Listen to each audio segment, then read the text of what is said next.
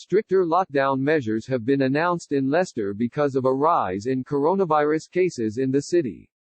Health Secretary Matt Hancock said non-essential shops will shut on Tuesday, and schools will close for most pupils on Thursday. The loosening of restrictions for pubs and restaurants in England on Saturday will also not be taking place.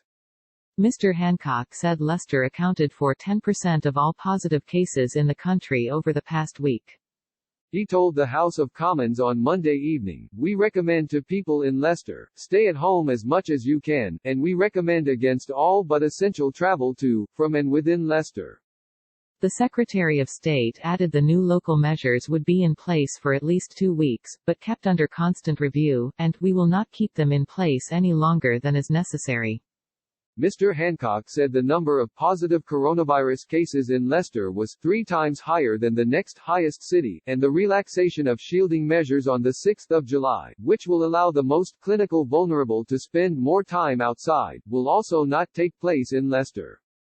He said the decision to close non-essential retail was based on clinical advice, and added that children had been particularly impacted by the local outbreak and the risk of COVID-19 being transmitted by children is the reason why schools will be closed.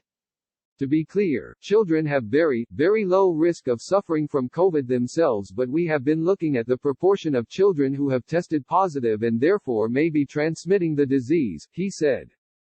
5 Leicester schools have closed since the beginning of June because of the number of coronavirus cases, and the wider closures from Thursday will affect most pupils, but children of critical workers, and those classed as vulnerable will still be able to attend.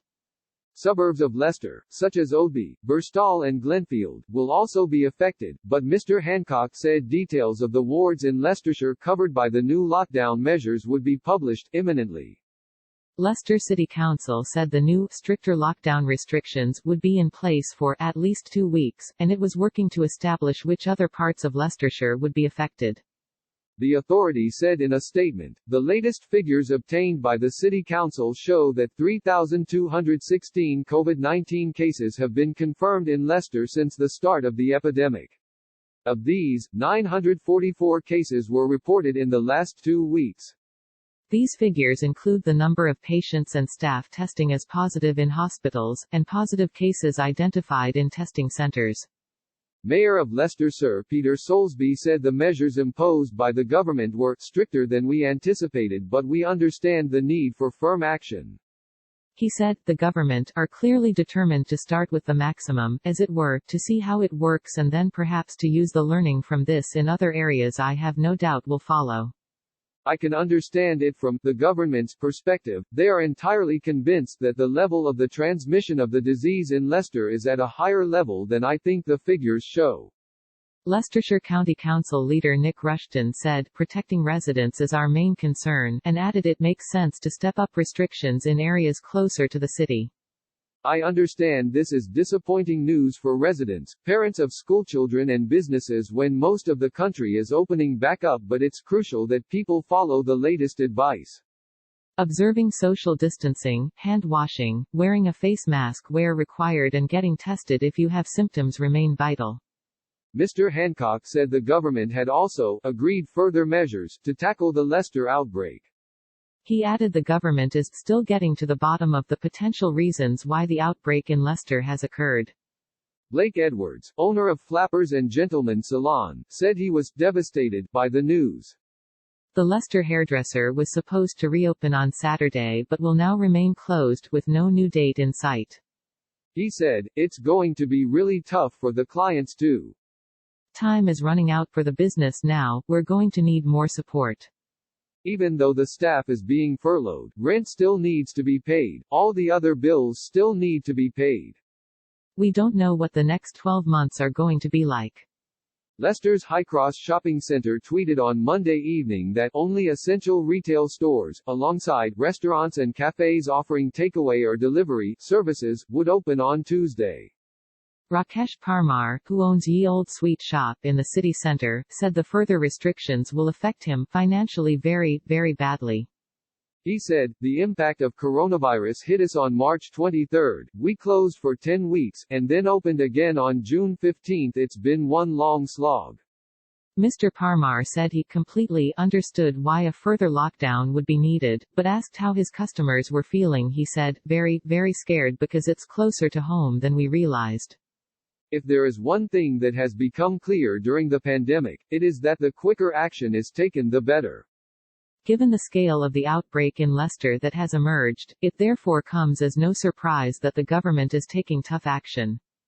But the question that is being asked behind the scenes is whether it took too long to spot the scale of the outbreak. One of the concerns about the test and trace system is how quickly data gets passed from the national team to local officials. The national team passes on plenty of cases. Any complex cases involved care homes, schools and prisons are automatically transferred. But what local authorities are not getting quickly are comprehensive details about individuals who test positive. It means opportunities to spot trends and clusters early may be being lost. It is now clear cases in the city have been growing for a few weeks. That at least raises the concern that the outbreak has been acted on later than it should. If that is the case, it is important lessons are learned because it is highly likely there will be more flare-ups like this in the coming weeks and months. Earlier, Prime Minister Boris Johnson said a local whack-a-mole strategy used to deal with outbreaks at a hospital in Weston-super-Mare and around GP surgeries in London would be brought to bear in Leicester as well. Speaking after Mr. Hancock in the Commons, Shadow Health Secretary Jonathan Ashworth said, "We were alerted to the situation in Leicester 11 days ago. If we are, as a nation, to ease from lockdown smoothly, then those areas that do see flare-ups will need greater speed in the response, otherwise we risk no moles getting whacked." Leicester West MP Liz Kendall criticized the government for being too slow to liaise with the city council, and added, "Over the last few days there have been off-the-record briefings leaving people anxious and confused." Meanwhile, South Leicestershire MP Alberto Costa said he was working to get necessary clarity over the areas affected by the localized lockdown. Hinckley and Bosworth MP Dr. Luke Evans also said he was waiting for the official map of the lockdown area. Follow BBC East Midlands on Facebook, Twitter, or Instagram. Send your story ideas to eastmidsnews@bbc.co.uk. Do you live, work or run a business in the area? How will this affect you? Share your experiences by emailing haveyoursay@bbc.co.uk. Please include a contact number if you are willing to speak to a BBC journalist. Or use the form below.